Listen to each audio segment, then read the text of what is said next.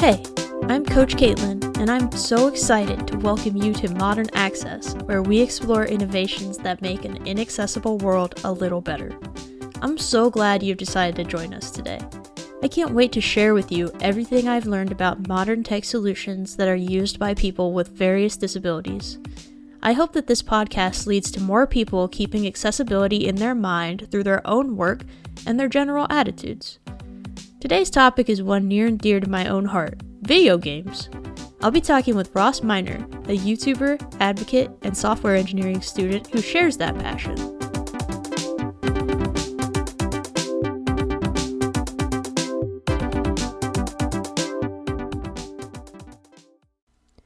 Video games have been a part of my life since I was 5 years old, with my atomic purple Game Boy Color and a copy of Pokemon Yellow. As a sighted person, with no blind folks in my life, I took for granted that I could just enjoy all of thousands of games. That changed last summer when I discovered the world of gaming accessibility through a video by Ross Miner. I spent a lot of time last year playing the game Animal Crossing: New Horizons, and that included watching so many YouTube videos about the game. Ross's video showed up in my feed one day and my mind was blown watching him play the game without any sighted assistance as a totally blind person. Now I'm starting to think the term video games might not do them justice. Consider every element of a game. Yes, there's the art, the textures, the visuals of the action. But with games becoming more and more immersive, it's a multi-sensory experience. You have the musical theme set by the soundtrack in the background. You have foreground noises like footsteps and voices. Modern controllers incorporate haptic feedback. Haptics are vibrations that vary in how weak or strong they are, designed to be a tactile representation of interactions within the game. In fact, Sam Thompson, a senior producer at Sony who worked on the acclaimed game The Last of Us Part 2, said at the Abilities Virtual Experience in November that in his opinion, haptics are the future of usability. Another keystone in the future of usability is consultation with disabled end users. Also at the Abilities Virtual Experience, Morgan Baker, an accessibility specialist, urged developers not to be intimidated by the challenge of adapting games. She said that accessibility consultants are willing and able to help fill in the gaps in their personal knowledge and experience. I also believe that the best way to learn how to improve something is to speak with someone who has first-hand experience. That's why I'm so excited I had the chance to speak with Ross Miner about his experience playing Animal Crossing: New Horizons and other games he enjoys.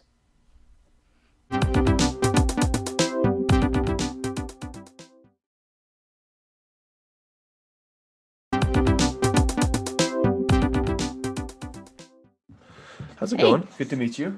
Yeah, nice to meet you too. My name is Ross Miner, and I am completely blind. I cannot see at all whatsoever. Ross is about to mention a violent attack with mention of suicide, so if you'd like to avoid it, please skip ahead 20 seconds now. I was actually blinded from a gunshot when I was 8 from my father. And it's kind of a hard story to hear, but my father then killed my brother and committed suicide. And it's a lot, but that is how I went blind. And I mean, just a few months ago, I would say that I was a Paralympic swimmer, but I've since retired due to COVID and other reasons. So now I'm basically a YouTuber slash streamer slash accessibility advocate slash going to school for programming. So that's pretty Nice. much what I do with life, and I love it. Yeah, that's really cool. I think it's really cool how well-rounded you are. You have Thanks. like a little bit of, but that's kind of how I am too, like a jack of all trades sort of. Yeah, jack of all trades, master of none. Like I like to Yeah. try a lot of different things for Yeah, sure. me too. Okay, so I first discovered you last summer at the peak of the Animal Crossing New Horizons Yes, popularity. yes. You made a video that demonstrated the features of Animal Crossing that made it possible for you not only to play the game, but to have a rich and full experience in the game, which, from my understanding, isn't true of all video games, right? Oh yeah, definitely not. Yeah. So could you tell me a little bit about what makes Animal Crossing accessible to you and what makes it stand out?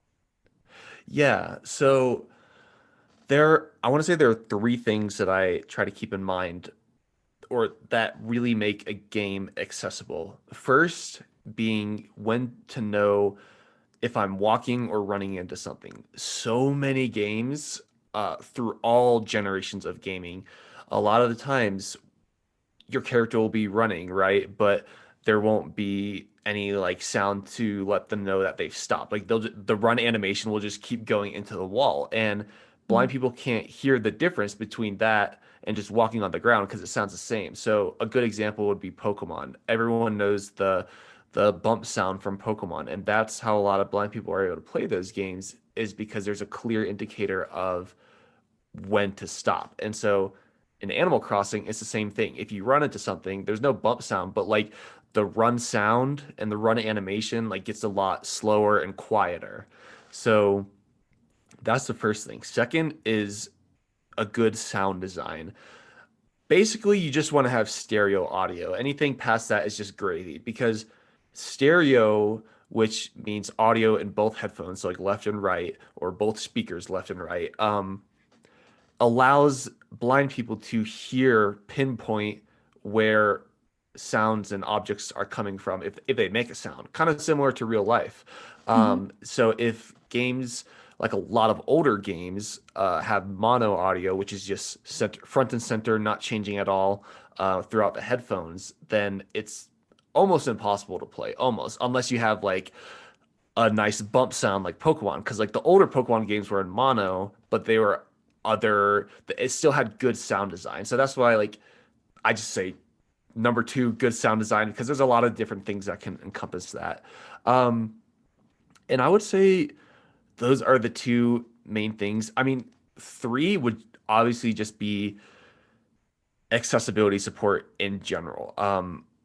Any developer that acknowledges accessibility, like I would throw under that category because that's the biggest thing that really helps out a game is like if a developer just implemented something like text to speech menus, like that would Mhm. make Animal Crossing, I would say probably 95% playable because one of the biggest challenges for me is reading my inventory. I still manage, but that's still my biggest challenge.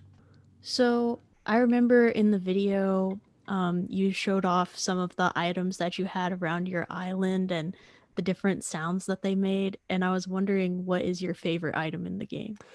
Oh, okay. So it's kind of funny. My favorite item in the game, I know is eventually going to be gyroids because, as far as I know, last I checked, gyroids are not in the game yet, but they're still in the game's code. Hmm. And I've never played any other Animal Crossing game except for New Horizons, but I know about gyroids in the other games. So just think about all the different possibilities you can make with so many different items making so many different unique sounds. Because that's kind of one of the things I struggle with right now is because throughout my island, I have certain sounds represent certain things, but like a lot of them are very general or like basic sounds, and they're hard to like differentiate from one another. But if I can get like 10 gyroids that all sound distinctly different, like I could make a really complex map or like a maze on my island, but a blind person would still be able to get through it because they would know what audio meant what. So I think gyroids are really cool. In the game, I would say like in the game right now, I am definitely biased towards items that just make sound in general. I love discovering all those different items. Um, that's so tough. I'm I trying know there's a like lot of yeah, options. there really are. I would say I like all the instruments. I have a room entirely dedicated to instruments and I love how um I don't know if you're a musician or not, but for any musicians that are listening, like all the songs are in the same key. So like you can play the songs uh to like the same beat as a song if you're on the drums, or like you can play the same melody on the guitar. So it's kind of cool to just like go in a room and just jam on the instruments and whatnot. So I love doing that. That's pretty cool that they took that into account. Yeah. Um, I've seen a few videos where people would play a whole song with the whole band of instruments and a Yeah, few literally. players. That's really cool. Okay. So, like that video that you made really, I think there were two videos actually, but Yeah, they really just opened up a door for me to the world of accessible gaming.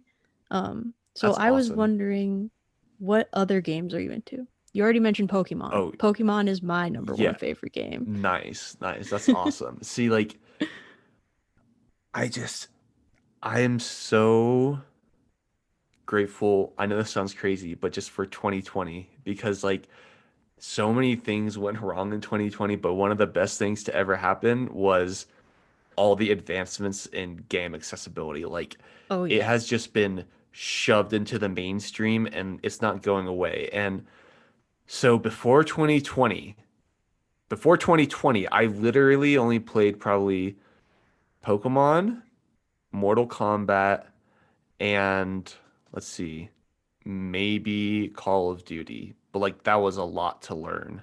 Um, Yeah. and then in 2020, Animal Crossing came out. I decided to try that on a whim, and that turned out to be accessible. And then The Last of Us 2 came out, and that was just that game's gonna go down in history for its accessibility.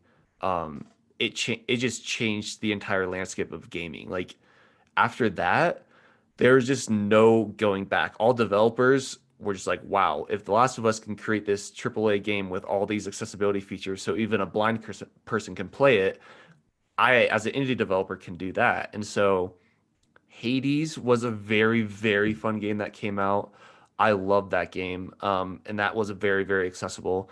And then now I'm starting to I'm starting to like dip my toes into playing games either as a group or like with some sighted assistance because there are many, many games that I haven't touched that are so close to being completely playable by a blind person, but just need that last bit. So like, for example, a group game, I've been playing a lot of Sea of Thieves and Gears of War on my Xbox.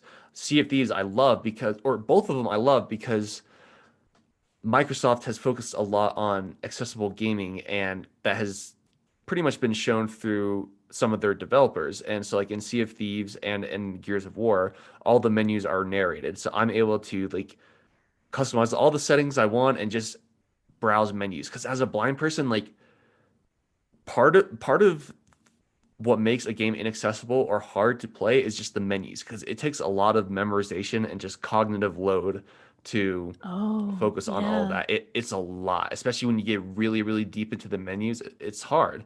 Um, and so Sea of Thieves and Gears of War, like I've been playing those a lot as a group and I'm able to go through the menus and then like during gameplay, like I'll just follow my team because I can hear where they're walking. And then I recently started playing Spider-Man, Miles Morales, because like I when I could see, I played Spider-Man 2 like on the PS2, which was the Spider-Man that basically had the best physics out of all of them and still aren't as good as or still better than the one on the PS5. But the people say that the Spider-Man that came out for the PS4 and 5 are just as almost just as good as the physics in the Spider-Man 2 on the PS2. So what I'm trying to say is that Miles Morales has so many accessibility features and combined with the 3D audio and the haptics, it's revolutionary. I never thought I'd be able to play a game like this, but like they made Miles Morales very accessible to blind people. It's not 100%. I still struggle with a lot of things, but like I have a blast playing it. And then they updated the PS4 version to have all the same accessibility features. And I just found that out a few days ago. And so I'm like, my head is spinning because I have this Spider-Man game and then I have an entirely other one that I can play after this. And that all those games I just listed, that's like at least 6 games, I think.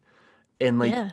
there are more that I haven't even mentioned. But like that's all in just 2020 alone. I think that's it's just truly great. So Yeah, I have a that's great. lot, there's a lot to look forward to in accessible gaming. That's so exciting. The haptics are a really big deal. Even as Yeah. a sighted person, I enjoy them, but I never realized until recently, literally until 2020, when people started talking about this more, Yeah. that it's a crucial feature for you. Yeah. Like it is a game changer because so I remember when the PS5 came out, everyone was saying like how amazing the haptics were, and I was like, okay, like I'm sure they're great, they feel cool. And then I got my PS5 and I played Call of Duty Cold War, and the haptics were like kind of cool, like they felt like haptics, but they didn't really do anything cool with them. And kind of the same with the 3D audio, so I was very whelmed. And then I picked up Spider-Man and it really shows off how much 3D audio and haptics make a difference. So, playing Spider-Man, you have to find these like crates around the city, and it makes like a beeping noise. Well, you also feel the beep in the controller.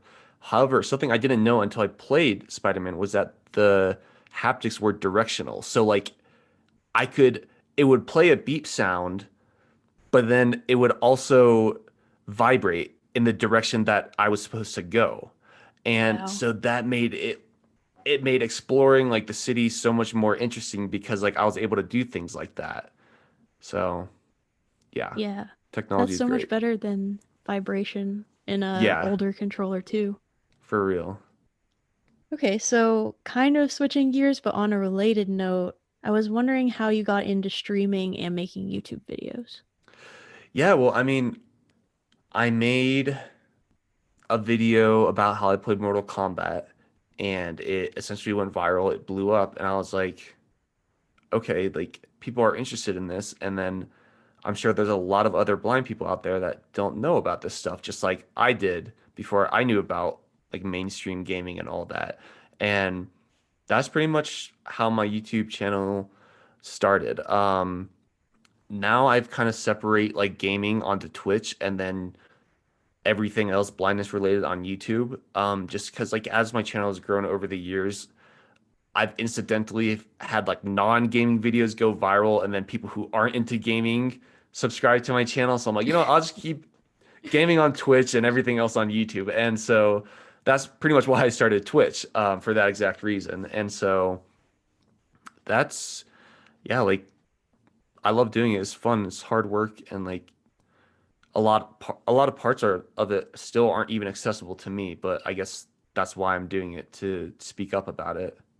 Yeah, I haven't seen the Mortal Kombat video yet. I'm definitely gonna have to check that out. Oh, Mortal Kombat is so it fun. is it is so cringy. Like I'm 17 years old. Like I don't think I even have a camera and like I'm just like mumbling. I have no like but I mean, hey, people like the video and I'm content creators are always critical of the things they put out. So I'm just like, if everyone else likes it. So, do you feel like you've found a community through gaming or streaming? Yes, definitely. I feel like I found a community through like gaming and streaming on Twitch, and then I feel like I found a community through the accessibility community. They have a lot of overlap, but like they're definitely distinct from one another. But like especially on Twitch, like I've I've gotten big enough, or like I wouldn't even say I've gotten big. I've grown my channel or community enough to where it's nice to like just have people pop in it and recognize them, just be like, hey, how's it going, and stuff like that. Like that's one of the biggest things that keeps me gaming and just streaming on Twitch. So, Nice. I was wondering, what is something that you hope game developers start to consider when they're designing new games? I mean, it's all about just engaging with the community and knowing that change is coming. And I guess like, or else they're just not gonna know. Like ignorance is bliss, right? So because there are just so many instances where Hollywood or game developers have horribly portrayed a person with disability, and it could have been entirely avoided if they just reached out to the community. And so the same thing can go Yeah, with game developers.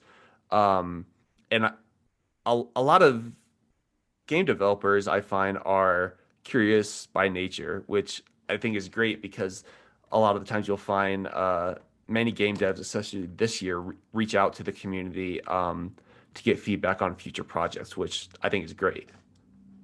Yeah, it's so easy to do now also with social media. Like Yeah, you can exactly. find basically influencers who are gamers and they're in the accessibility community who want to share this Yeah. information. Yeah, like that thing, that community used to be a very small community, but now like are so many different accessibility content creators that I don't even know of. So I find new ones all the time. So Yeah. Plus, like that's more customers that you want to include in your total market. exactly. So speaking of developers, you're studying software engineering, right? Yes. So that's something we have in common because I studied computer engineering in college, Oh, and cool. I was wondering what got you interested in software. Yeah, so growing up, especially after I went blind, like I hated software and computers and all of that. But as I grew older, I started to realize like all the ways that technology benefited me, but B, all the progress that still had to be made. And I was like, throughout growing up throughout my life, I've always been like a fixer. So if there's a problem, like I'm if there's a problem in my life, I'm gonna fix it. And so I keep running into these accessibility issues. I was like, all right, well, I guess that's my career path. Like that's what I'm gonna fix. But like it, it was never really. I didn't know that until probably like until I retired from Paralympics. Because like, yeah, I was at university before I went to the Paralympics, and then I put university on hold, did Paralympics for a couple of years, and then now I'm back in school because just I would rather do that now. So it took me a while to get here, but that's yeah, like that's why I like programming. I'm not like amazing at it. I'm not even like revolutionary in it. Like I'm average, but that's Yeah. like I'm still new and I love that and it's hard. I find it hard and challenging, but at the same time I love it because like I know I'm going to use what I learn for something good in the future. Yeah, that's actually really similar to why I got into it. Hmm. Sort of similar. I don't have personal experience with a disability Hmm. in terms of needing anything to be more accessible to me, but I just first of all, I got into programming because I like video games. So Hmm. the very first programming related thing I did was a class about video game design for Xbox 360 that Nice. was just over the summer when I was in high school. Hmm. And I just started to see like with the way technology is developing so rapidly and getting more and more affordable, what kind of change you can make in the world and what kind of tools you can make. So that's my Yes, mission. That's what definitely. I want to do as a programmer. So, my last question is for someone who's never watched one of your videos before, which one do you recommend they check out first? Oh, let's see. I mean, it's funny because like some videos, like I'm like, this one's like I'm not very proud of this one, and then like people love it, and then sometimes I'm like, I love this video, and then like it does horribly. So I'm like, huh. I would say I really like I think there's a reason like my Animal Crossing video got a lot of views. Like I think I did a good job on that one. Like you could just tell that I was really excited to find this new game that I could play. Yeah. And it's just a really educational, well put together video. So definitely check out like how I play Animal Crossing, something like that. But then let's see, if you want like a more nitty gritty like accessibility content, like I have that too. So like I have a lot of like how do blind people text, how do blind people do this, or like I have accessibility reviews for the PS5 and the Xbox Series X, where I talk about like all their Yeah. accessibility features and stuff like that. So I really yeah. liked those ones. That Yeah, was those really were fun interesting to to see. make. For one thing, I hadn't seen the PS5 or the Yeah, Xbox Series. Is it Series X or Series S? both. It's so the Oh, X okay. is the one with the disk drive, the S is the one Right. without the disk drive, yeah. Okay. Yeah. So, yeah, that was my first time seeing either one of those also. So, that was Nice. really neat. Okay, yeah. So, where can people find you on social media and find your content? Yeah, I would say Pretty much everything is just insert social media slash Ross Minor, but of course I had to be linked to the game. So like YouTube is youtube.com/Ross Minor, and then Twitter is twitter.com/Ross_Minor. And then I think, yeah, Twitch and Instagram are Ross Minor 00. So that's what I'm working Had with to right get now. that But dastardly underscore in there. yeah, right.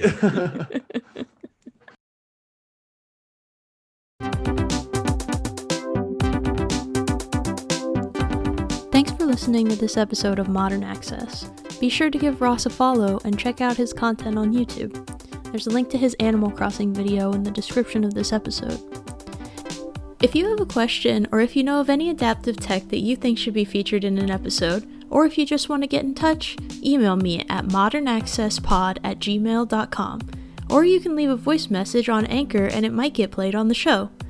The easiest way to support this show is to subscribe to Modern Access wherever you listen to podcasts. Modern Access is also on Patreon. You can join and get access to behind-the-scenes content. You can also follow Modern Access Pod on social media. Modern Access is produced and hosted by me, Coach Kaitlin. This show's theme music was written by Quentin Wolf. Graphic design for Modern Access is done by Allison Manares. Thanks to you for listening.